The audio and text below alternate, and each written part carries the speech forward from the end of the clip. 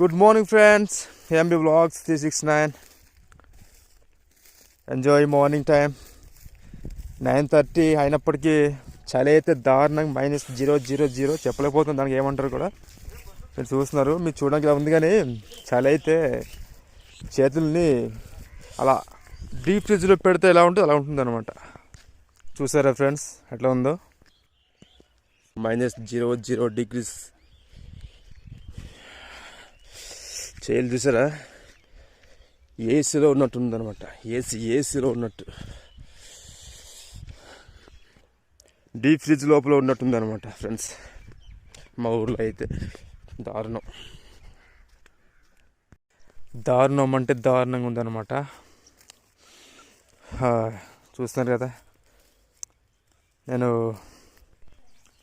9:30 అయిపోయింది టైం. చూసారా, evening time కూడా చాలా దారుణంగా ఉంది.